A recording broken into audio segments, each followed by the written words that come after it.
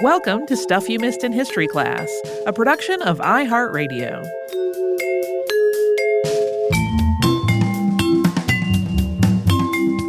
Hello and welcome to the podcast. I'm Tracy V. Wilson. And I'm Holly Fry.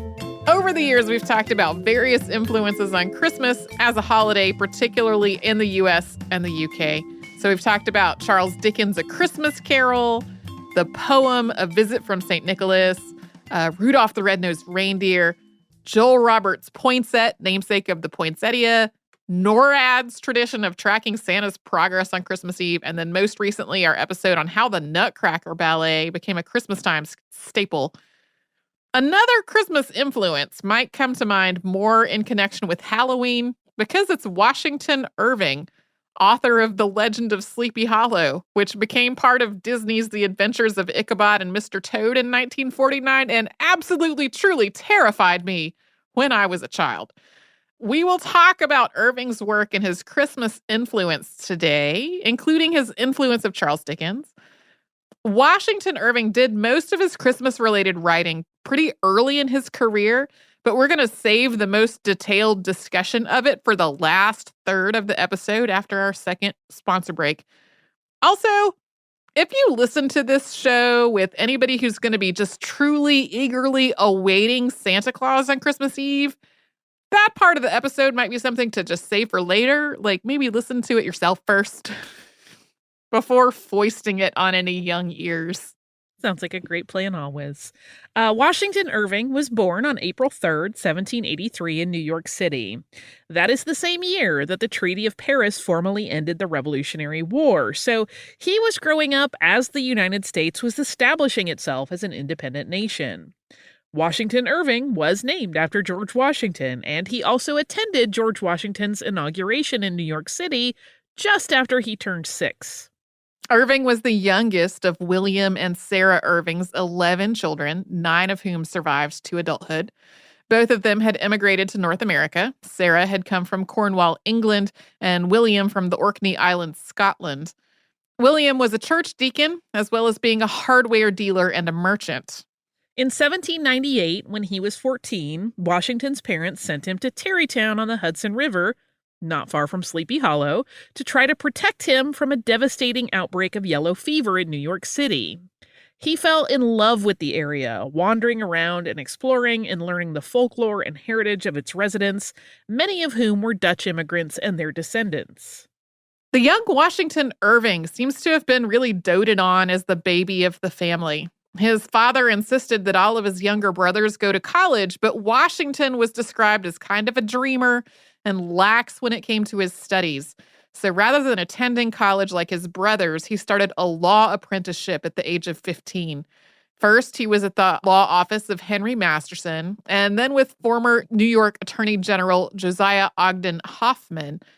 Irving was chronically ill, and in 1804, he went to Europe with the hope of improving his health. He stayed there until 1806. Then when he got back to the U.S., he was admitted to the New York bar. Reportedly, though, just barely. He just barely got past that exam. After he returned to the U.S., Irving started a satirical periodical with his brother William and their friend James Kirk Paulding. Paulding also went on to become a writer in his own right and later served as the Secretary of the Navy under Martin Van Buren. They called their periodical Salmagundi, or The Whim-Whams and Opinions of Launcelot Langstaff, Esquire. They published about 20 issues in 1807 and 1808. This periodical has been described as the Mad Magazine of its day, and it lampooned a number of targets, but a lot of its focus was on the political and social life of New York City. The use of Gotham as a nickname for New York City was coined in its pages. This picked up the name from the story The Wise Men of Gotham, in which the villagers of Gotham, Nottinghamshire, feign incompetence in order to get out of a visit from King John. So this nickname of Gotham, not meant to be flattering. Don't tell Batman. In 1808, Irving became engaged to Matilda Hoffman, daughter of his law mentor, Josiah Ogden Hoffman. And about a year later, he gave up any pretense of practicing law. In 1809, Irving published a fictional history of the Dutch colonization of New York called A History of New York from the Beginning of the World to the End of the Dutch Dynasty. This was narrated by and written under the pen name of Diedrich Knickerbocker.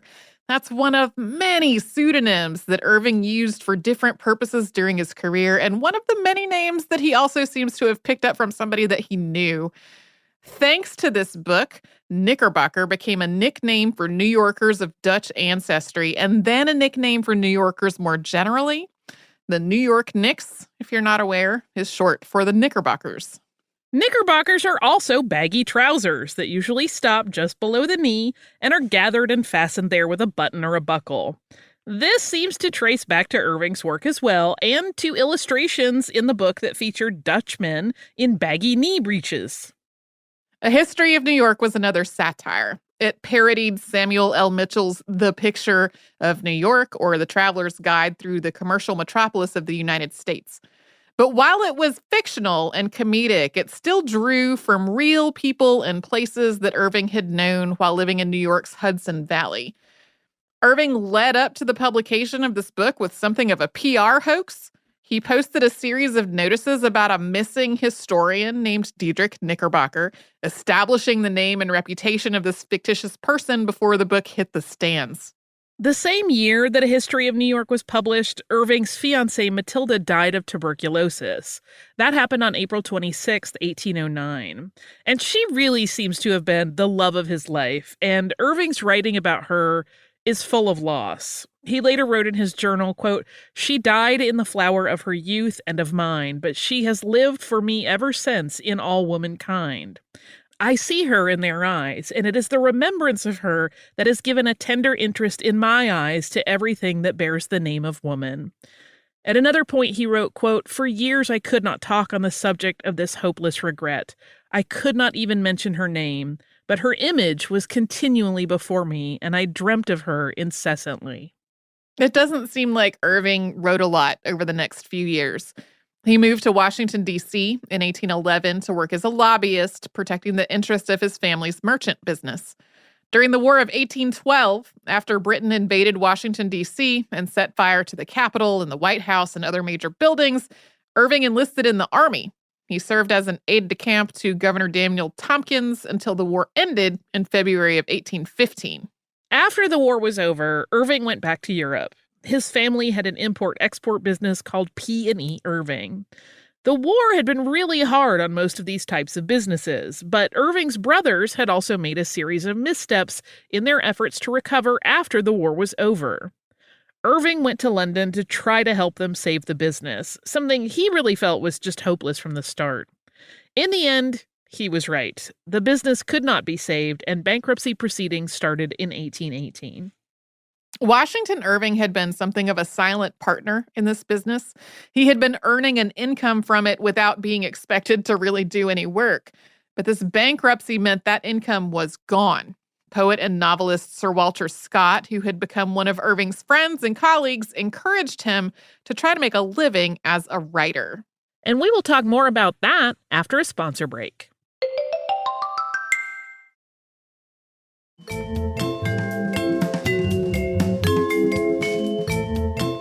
While living in Europe, Washington Irving wrote The Sketchbook of Geoffrey Crayon, Gent.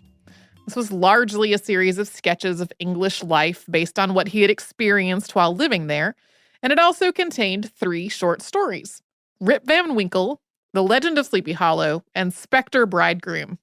Although the sketchbook was published under the pseudonym of Geoffrey Crayon, both Rip Van Winkle, about a man who goes off to the mountains to escape his stereotypically shrewish wife and sleeps for 20 years, and The Legend of Sleepy Hollow, about superstitious schoolteacher Ichabod Crane and his flight from the Headless Horseman, are attributed to Diedrich Knickerbocker.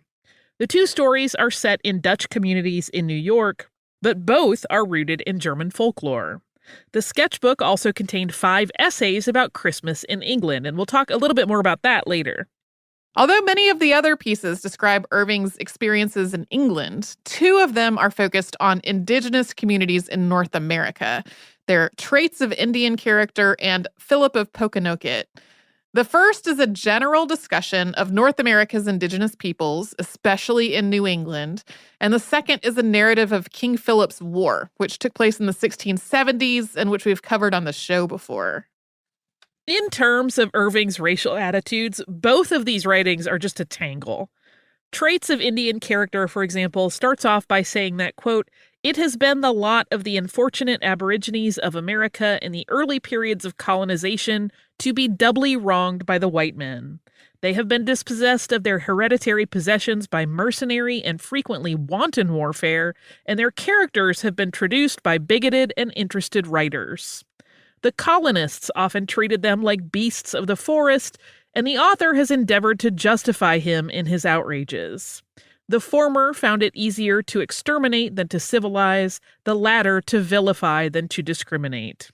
The appellations of savage and pagan were deemed sufficient to sanction the hostilities of both, and thus the poor wanderers of the forest were persecuted and defamed, not because they were guilty, but because they were ignorant."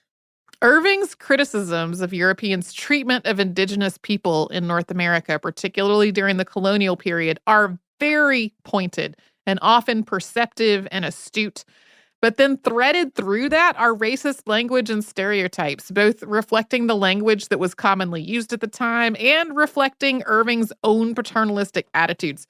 Sometimes it is almost whiplash-inducing to read, like I was trying to find a quote to read as an example, and I was like, man, I just don't even want to repeat this insulting part on the show for the sake of illustration. Irving's descriptions of the state of things as he was writing are also obliviously optimistic at best. While he acknowledges that the same prejudices against indigenous peoples all still exist, he frames the federal government's relationship to them as basically fine now. Here's a quote. "American government, too, has wisely and humanely exerted itself to inculcate a friendly and forbearing spirit towards them and to protect them from fraud and injustice." That's whiplashy in and of itself. Yeah. So Philip of Pokanoket is similarly striking. Irving's treatment of Metacom, who English colonists called King Philip, has been described as groundbreaking and even radical because it was way, way more sympathetic to Metacom and to the Wampanoag Confederacy than the historical sources that he would have been using for his research. His approach was probably influenced by the idea of the noble savage, which had come to prominence among Europeans in the 18th century and beyond, but his treatment of Metacom seems to really go beyond that and into a more nuanced view of the war than would really be expected, with a lot more empathy toward the Wampanoag and more acknowledgement of all the context that was involved. And we should also take a moment here to say that Irving's writing related to people of African descent is similarly tangled. When Irving was growing up, New York City was at the heart of the largest slaveholding region of the North, and it had an established community of free Black people as well. The Dutch communities that Irving was so fond of in the Hudson Valley were also home to both enslaved and free Black people, who were known as the Black Dutch, which is one of several meanings that term has carried. Irving clearly thought their folklore and traditions were as worthy of documentation as those of white people, and he wrote about holidays like Pinkster, which was celebrated by the Black community and grew out of Dutch celebrations surrounding Pentecost. But at the same time, Irving wrote about Black people in a negatively stereotyped and sometimes even fetishizing way. Irving had essays from the sketchbook printed in the US at about the same time as the whole collection was coming out in the UK to try to protect himself and his profits from plagiarists. Its contents were printed on both sides of the Atlantic between 1819 and 1823.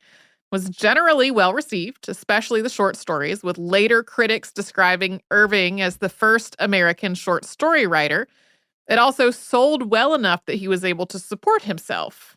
In 1822, Irving was paid 1,000 guineas to write a sequel, Bracebridge Hall or The Humorists, a medley, also under the Geoffrey Crayon pseudonym.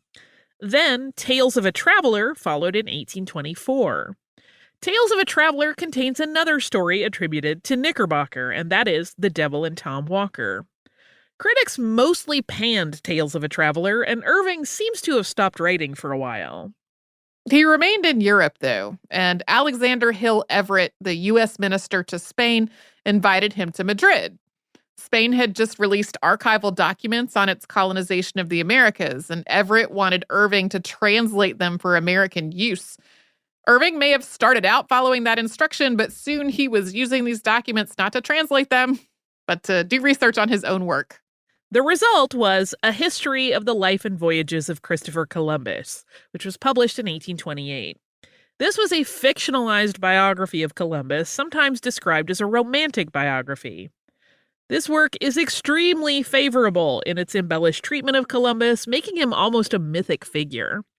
The book also put forth the fiction that one of the reasons for Columbus's 1492 voyage was to prove that the world was not flat, an idea that has persisted until today, even though people around the world have known the planet was roughly spherical for literally thousands of years.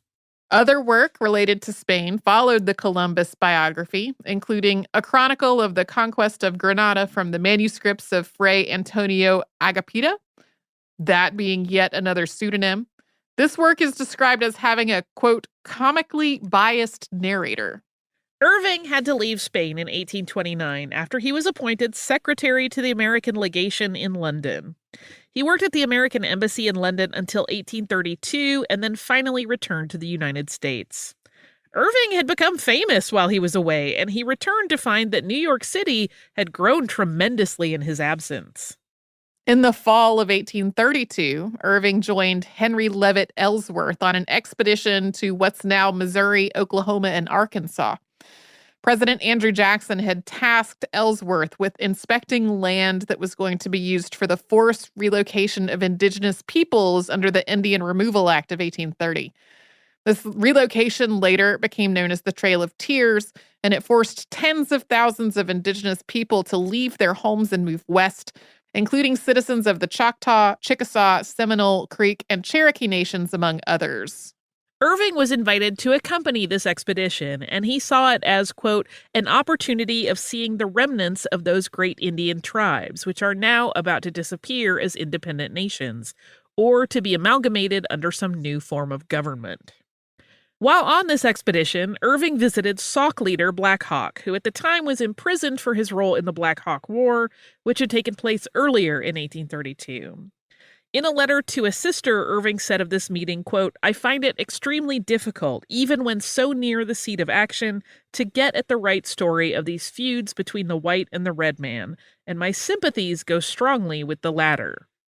At the same time, though, Irving does not seem particularly critical of Jackson's removal policy, and that was something that directly led to the deaths of thousands of people, the loss of ancestral homelands, and the total upheaval of families and social structures. Irving wrote several books drawn from this experience, including Tour on the Prairies, which came out in 1835, Enterprise Beyond the Rocky Mountains in 1836, and Adventures in the Far West in 1837. As these books were published, Irving was living at Sunnyside, which was a farm not far from Tarrytown that he bought in 1835. And he probably would have been content to live out the rest of his days there. But in 1842, President John Tyler appointed Irving as minister to Spain. He had been recommended by Daniel Webster, then Secretary of State, who was a fan of Irving's writing and also knew of his earlier time and experiences in Spain. This is a precarious time for Spain and for the United States' relations with it. Queen Isabella II was only 12, and there were multiple factions wrestling for control of the Spanish government. Meanwhile, the United States was in the process of annexing Texas, which would ultimately lead it to war with Mexico, and that was something that the United States really wanted Spain to stay out of, meaning they wanted Irving to make sure that Spain just stayed put. Unsurprisingly, Washington Irving found this position extremely stressful, and it aggravated various chronic health conditions. But he held out until James K. Polk took office, and then he resigned when it just didn't seem like Polk was going to name a replacement anytime soon. Irving was back at home in Sunnyside in 1846. He published The Life of Muhammad and Muhammad and His Successors in 1849 and 1850. These were books that he had started working on while living in Spain. This has been described as the first sympathetic biography of the Prophet Muhammad to be published in North America. I haven't personally read it. I did read articles about it by Muslim people, and that was the description, was that they found a treatment of Muhammad to be generally sympathetic and that was groundbreaking given the time. Irving spent most of his last years working on a biography of George Washington that was published in 5 volumes between 1855 and 1859. This is both a favorable treatment of Washington and one that humanized him, focusing primarily on his military career and his personal life. Irving experienced a series of illnesses as he was finishing this biography. His health is described as declining throughout the whole process. He died on November 28, 1859, at the age of 76, after having had a heart attack in his bedroom at Sunnyside. Washington Irving is considered to be the first American man of letters. His work also helped establish American literature as worthwhile in its own right, rather than simply being a minor offshoot of British literature. Because some of his work has preserved Dutch oral traditions in the Hudson Valley region, he has also been described as the first folklorist in the U.S. His home in Tarrytown still stands today, and it is a National Historic Landmark. After a sponsor break, we will get into Washington Irving's contributions to the Christmas holiday, including his connections to jolly old St. Nick.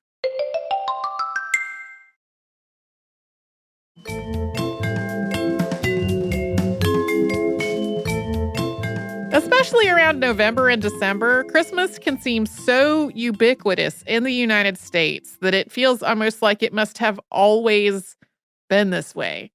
But when Washington Irving was growing up, Christmas really wasn't established as a holiday, especially not as a holiday that involved lots of feasting and merriment and presents and songs.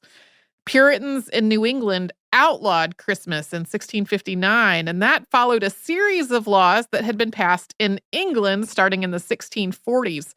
These laws in England had designated the Christmas season as a time for fasting and humiliation. That effectively outlawed Christmas celebrations in England until the restoration of Charles II in 1660. By the time Irving was born, laws outlawing Christmas in the British colonies had been repealed, but many denominations and sects still viewed it with a lot of suspicion. In many places, Christmas was a day for hard work and penitence, not for revelry. This led to strife between denominations that opposed Christmas and those like Anglicans who were more likely to celebrate it. Dutch colonists in the Hudson River Valley had brought the tradition of Sinterklaas, or St. Nicholas, who brought presents to good children on St. Nicholas Day, or December 6th. Irving mentions St. Nicholas more than 40 times in his History of New York. This includes attributing Dutch colonists' decision to settle on Manhattan to St. Nicholas. Irving relates a tale in which Olaf van Cortlandt has a dream in which, quote, St. Nicholas came riding over the tops of the trees in that self-same wagon wherein he brings his yearly presents to children. In this dream, St. Nicholas smokes a pipe, with the smoke from his pipe assuming, quote, a variety of marvelous forms. Those forms include palaces, domes, and spires. And then, quote, when St. Nicholas had smoked his pipe, he twisted it in his hatband and, laying his finger beside his nose, gave the astonished Van Cortlandt a very significant look. Then, mounting his wagon, he returned over the treetops and disappeared. The History of New York came out in 1809, but this passage seems to have been added in an 1812 edition. It may have been an inspiration for the poem A Visit from St. Nicholas, which is the poem that begins "'Twas the night before Christmas and all through the house." That poem was first published in 1823. This poem is often attributed to Clement Clark Moore, who was friends with Washington Irving, which really makes it seem like the poem's pipe and the flying sleigh and St. Nick laying a finger aside his nose, that might all have been inspired by Washington Irving. However, there is a competing claim that Major Henry Livingston Jr. is the person who wrote this poem and that happened all the way back in 1808. And if that's the case, obviously, Washington Irving could not have been the person who inspired it because it was already written when his book came out. We talked about this authorship dispute in our Christmas triple feature, and that is going to be our Saturday classic on December 25th. So, as we said earlier, Washington Irving's sketchbook contained 5 essays based on a Christmas he spent in England. They are titled Christmas, The Stagecoach, Christmas Eve, Christmas Day, and The Christmas Dinner. So, Christmas celebrations returned to England far more speedily than they did in North America, and Christmas contains some general observations about the holiday in England. Here's a sample, quote, "Of all the old festivals, however, that of Christmas awakens the strongest and most heartfelt associations. There is a tone of solemn and sacred feeling that blends with our conviviality and lifts the spirit to a state of hallowed and elevated enjoyment. The services of the church about this season are extremely tender and inspiring. They dwell on the beautiful story of the origin of our faith and the pastoral scenes that accompanied its announcement. They gradually increase in fervor and pathos during the season of Advent until they break forth in full jubilee on the morning that brought peace and goodwill to men. I do not know a grander effect of music on the moral feelings than to hear the full choir and the pealing organ performing a Christmas anthem in a cathedral and filling every part of the vast pile with triumphant harmony." He also repeatedly stresses the idea that this is a time to be happy and merry. He talks about being a stranger, no friends around him, quote, "Yet I feel the influence of the season beaming into my soul from the happy looks of those around me." He goes on to say, quote, "He who can turn churlishly away from contemplating the felicity of his fellow beings and can sit down darkling and repining in his loneliness when all around is joyful, may have his moments of strong excitement and selfish gratification, but he wants the genial and social sympathies which constitute the charm of a Merry Christmas." In The Stagecoach, Irving describes traveling by coach on a tour of Yorkshire on the day before Christmas and seeing other passengers all bound for holiday visits laden with hampers full of delicious foods. He winds up at an inn that's, quote, "decorated here and there with a Christmas green." He runs into a friend who invites him to stay for a few days, staying with friends being better than having Christmas dinner alone at an inn. So, for Christmas Eve, Irving winds up at the Bracebridges estate. He hears lots of merriment coming from the servants' quarters. They are playing lots of games, some of which sound familiar today and some which do not. Quote, "Here were kept up the old games of Hoodman Blind, Shoe the Wild Mare, Hot Cockles, Steal the White Loaf, Bob Apple, and Snapdragon. The Yule clog and Christmas candle were regularly burnt, and the mistletoe with its white berries hung up to the imminent peril of all the pretty housemaids." A footnote explains that young men get to kiss young women under the mistletoe, removing a berry from the sprig each time, and when the berries are gone, quote, "the privilege ceases." Irving describes the Yule clog, which is an enormous log burned during the holiday with a bit of it saved to light the next year's log, as well as a range of superstitions associated with it. He also talks about Christmas candles being wreathed in greens and lots of singing and dancing and general gaiety. His Christmas Day account begins with the household's children going door to door through the house, singing a Christmas carol to wake everyone up. Then there are family prayers, followed by another carol, and then a church service later in the day, and distribution of beef, bread, and ale to the poor. On arrival at the church, Irving writes, quote, "On reaching the church porch, we found the parson rebuking the gray-headed sexton for having used mistletoe among the greens with which the church was decorated.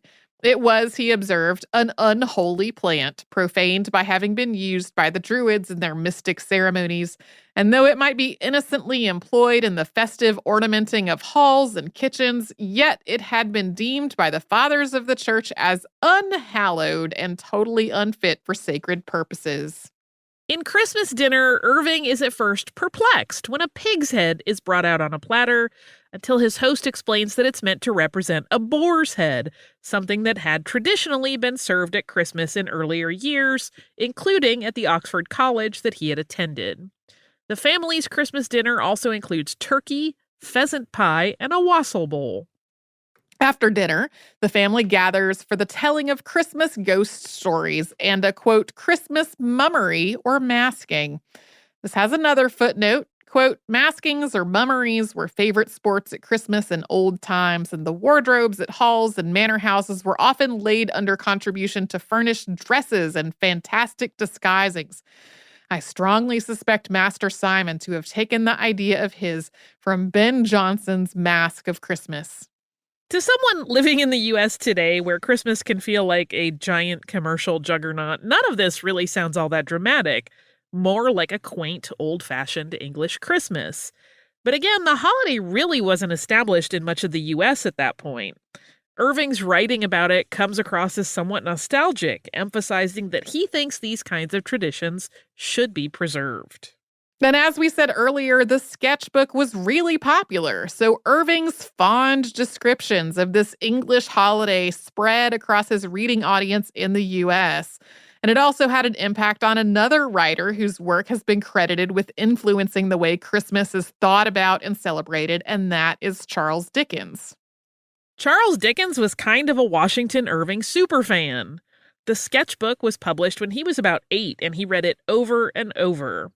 It is likely that Dickens named his own Sketches by Boz after Irving's sketchbook, and the sketchbook influenced Dickens's 1835 A Christmas Dinner, as well as Christmas scenes in Pickwick Papers in 1836. Irving wrote to Dickens in 1841, complimenting him on his work, and Dickens' reply is effusive. Here is a sample, quote, I have been so accustomed to associate you with my pleasantest and happiest thoughts, and with my leisure hours, that I rush at once into full confidence with you, and fall, as it were naturally, and by the very laws of gravity, into your open arms. Questions come thronging to my pen as to the lips of people who meet after long hoping to do so. I don't know what to say first or what to leave unsaid, and am constantly disposed to break off and tell you again how glad I am this moment has arrived. I don't know if Charles Dickens meant this to sound a little suggestive. It's very romantic. It is extremely romantic. Irving and Dickens exchanged flattering letters back and forth until meeting during Dickens's tour of the U.S. in 1842. In 1843, Dickens published A Christmas Carol, again influenced by Irving, and whose influence on Christmas time we have previously discussed on the show. Their friendship might not have lasted beyond that tour, though. If they corresponded after Irving left for that appointment as minister to Spain, those letters have not survived. And there's also a second-hand report that Irving had found Dickens to be, quote, outrageously vulgar. Regardless, Christmas became more of an established and public holiday in the U.S. over the course of the 19th century, and it became a federal holiday in the U.S. on June 26, 1870. And that's a bit about Washington Irving. And his influence on the Christmas season. On the season of holiday cheer and greenery. And I feel like he would have an aneurysm if he walked into like a big box store and saw like the assault of Christmas everything, which I'm not complaining about, by the way, but to him it would feel that way 100%. I bet so. Got some mail? I do. I have listener mail from Caitlin. Caitlin says, hi, Holly and Tracy. I belong to the camp of, more nursery rhymes. This was obviously written after our 6 Impossible episodes, Nursery Rhymes Part 2. Had 3 connected thoughts from the most recent edition. First, I love the idea that the long Mother Hubbard was the author building off an existing skeleton. Second, little kids are creepy and morbid and love songs about mayhem and murder. Anytime I sing anything remotely violent with my preschool class, their eyes light up and they mime along with glee. Little bunny Foo-Foo getting bopped on the head is a particular favorite. Third, and this ties together with 1 and 2. When I was in 3rd or 4th grade, we did a unit on poetry and read Shel Silverstein. Our teacher challenged us to add a verse to his poem Sick, figuring that the rhyming couplets and subject matter of not wanting to go to school would be a hit. In the poem, little Peggy Ann McKay lists all her aches and pains and ailments and insists she's too sick for school until being told it's Saturday, at which point she scampers off to play. I definitely remember this poem from my childhood. Caitlin goes on to say, I loved this assignment. I was a weird and morbid kid who loved learning about illnesses and medical procedures and strange diseases, and I added several more verses subjecting Peggy Ann to plague, rickets, broken toes, and smallpox with illustrations to match. I have no idea what my teacher thought, but boy, howdy, would I love to go back in time and ask. This to say, no wonder a poem about animal vampirism and murder has been such a historic fave. Thank y'all for all the work you do bringing episodes to our ears. Caitlin, thank you, Caitlin, for this email. First, an update. I did visit my parents over Thanksgiving.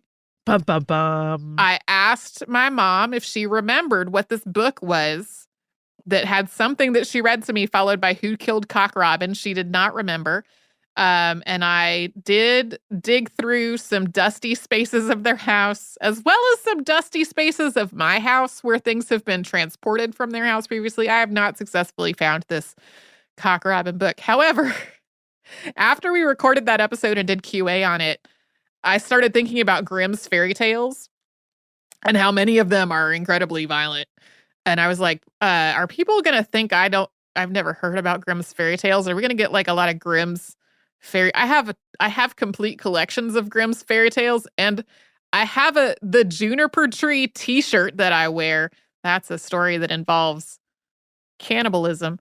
So anyway, yes, there's a lot of weird, violent, morbid stuff in a lot of kids' literature. But bringing up Shel Silverstein in this email, I wanted to read it just so I can talk about Shel Silverstein's other book, Uncle Shelby's ABZ book. Yes, my favorite. Which I just showed to Holly. I pulled it off of my shelf downstairs. This contains material that was originally published in Playboy, and wow, it's a book that I really love. I was trying to figure out if there was some little snippet for it. I will read I is for ink just because I turned to it randomly. I love this one. I is for ink. Ink is black and wet. Ink is fun. What can you do with ink? What rhymes with ink? And then it says DR dash dash dash. This one is also, it has Q is for quarantine. Isn't this a big word? Do you know what this word means? It means come in, kids, free ice cream. So anyway, I just I think my favorite is B is for baby. Oh yeah.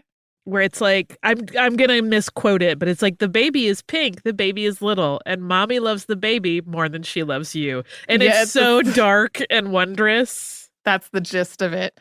Anyway, if the only Shel Silverstein you've ever experienced are things like Where the Sidewalk Ends and The Giving Tree, they had to when they reprinted this book, they had to put a little thing on the front noting that it was for adults only. Yes. Because people were confused. Anyway, thank you so much, Caitlin, for sharing this with us and for making me remember that I have this copy of Dr. Shelby's ABZ book on the shelf and giving me the opportunity to update everyone on, no, I still am not sure what that Who Killed Cock Robin book was for my childhood. The mysteries continue. If you have ideas, feel free to send them in. If you'd like to send us an email, we're at historypodcast@iheartradio.com, and we're all over social media at Missed in History. So you'll find our Facebook, Twitter, Pinterest, and Instagram, and you can subscribe to the show on the iHeartRadio app, anywhere else you like to get your podcasts.